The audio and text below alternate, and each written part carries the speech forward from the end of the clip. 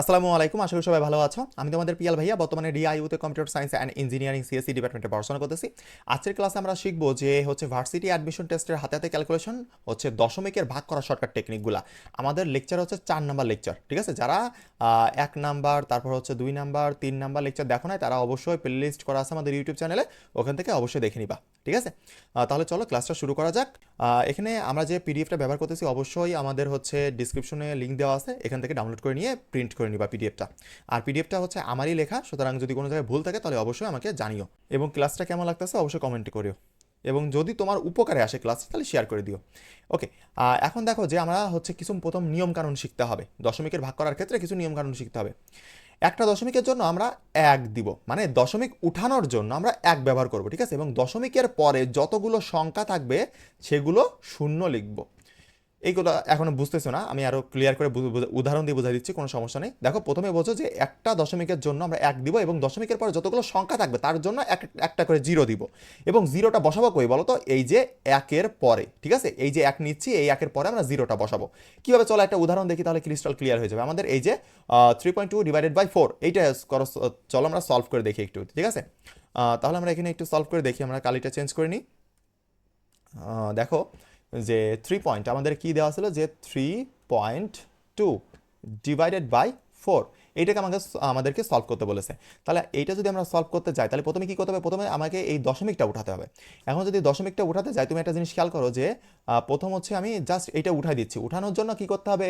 এক দিতে হবে, তাই না? কোথায় দিতে হবে? নিচে দিতে হবে। আমি একটু তোমাদেরকে আর একটু বেসিক শিখাই দিই, যে দশমিক উঠানোর জন্য তুমি যদি উপর থেকে এই জায়গা থেকে দশমিকটা উঠাও, তাহলে গুণ, যা যা গুণ হবে ওই দশমিকের জন্য সব এই নিচেই গুণ হবে।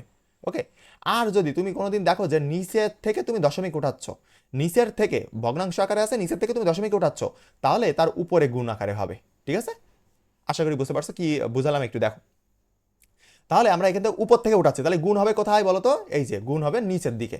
তাহলে নিচের দিকে কি গুণ হবে দেখো, আমি যদি দশমিক উঠাই দিই তাহলে কি হয় বলো তো? 3.2 মাঝখান থেকে যদি দশমিক উঠাই দিই তাহলে হয় 32। 32 লিখলাম, /4 লিখলাম, কিন্তু এটা কি লিখলে হবে? দশমিক তো উঠাইছি, দশমিকের জন্য তো কিছু দেওয়া লাগবে। তাহলে এই যে দশমিক উঠানোর জন্য আমরা কি করব? গুণ দিব, দিয়ে এক লিখলাম।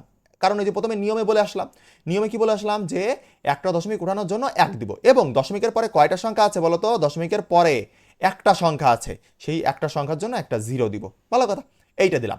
তাহলে এর পরের ক্যালকুলেশনটা আমি কিভাবে করতে পারি দেখো তো? এর পরের ক্যালকুলেশনটা এইভাবে করা যায় যে 32 / কত? 40 হয়ে যায়।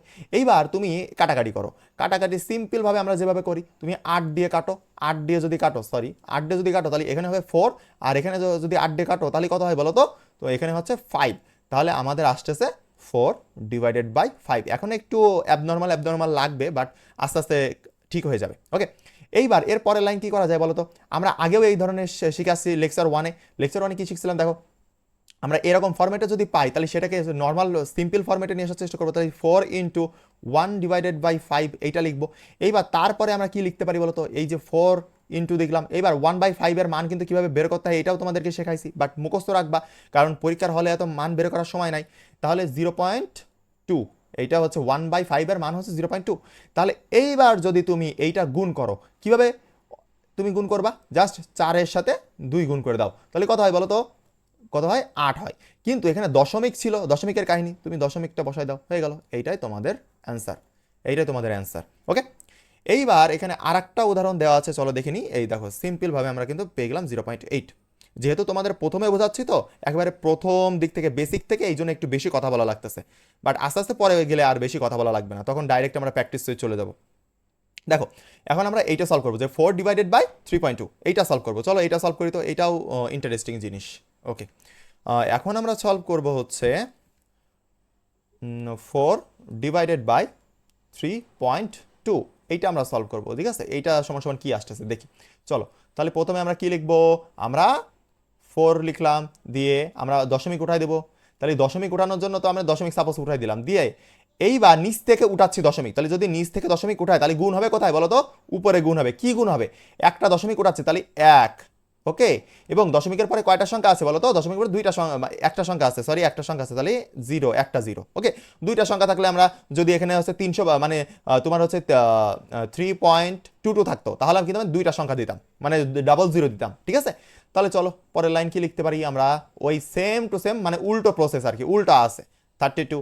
এবার তুমি তারপরে কাটাকাটি করো, এবার যদি কাটাকাটি করো তাহলে কি আসবে না বলো তো, কাটাকাটি করলে আসবে না, উপরে যদি 8 দিয়ে কাটো নিচে 8 দিয়ে কাটো তাহলে উপরে আসবে না 5 আর নিচে আসবে না 4, তাহলে 5/4। এইবার তুমি এরপরের ক্যালকুলেশন সিম্পল ক্যালকুলেশন নিয়ে চলে আসতে হবে যে 5 ইন্টু 1/4 লেখা যায়।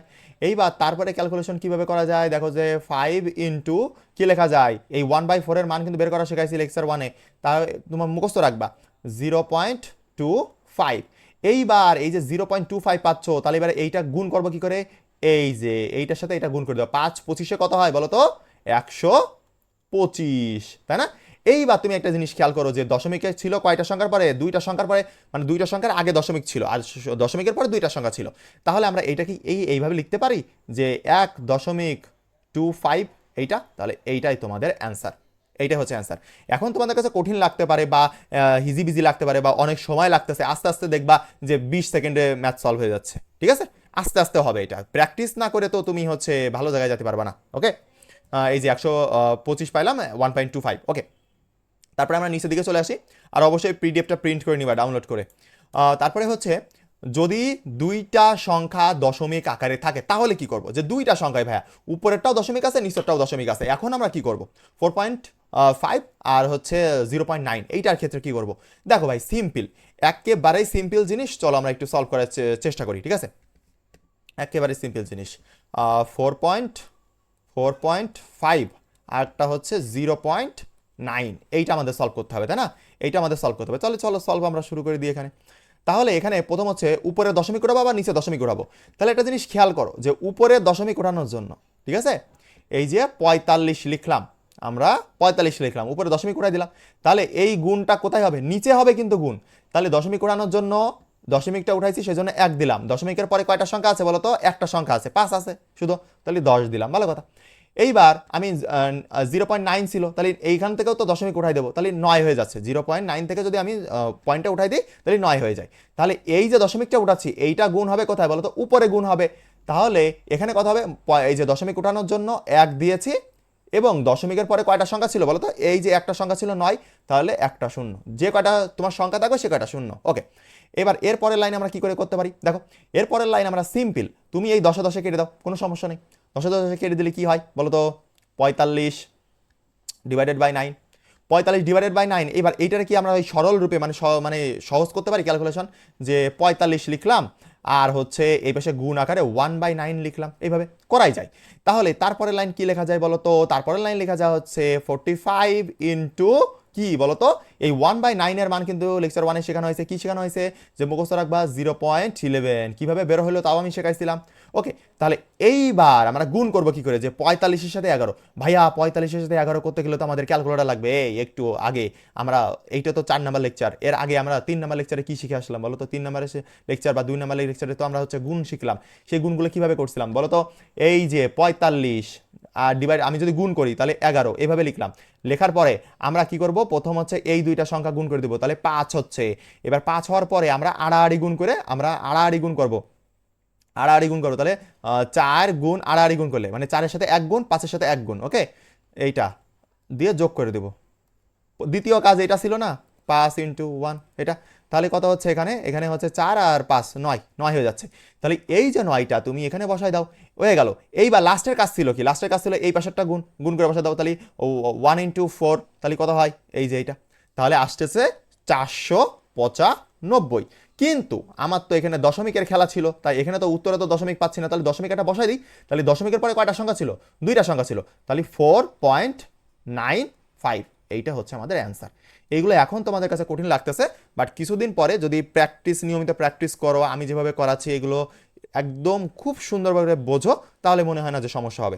তাহলে আজকে ভিডিও এই পর্যন্তই, আসসালামু আলাইকুম, ভালো থাকবেন। এবং সামনের দিন আমরা 9-এর ম্যাজিক শিখবো, সংখ্যা 9 দিয়ে কত রকমের ম্যাজিক করা যায়, কত রকমের শর্টকাট শেখা যায়, সেইগুলো শিখবো আমাদের সামনের লেকচারে।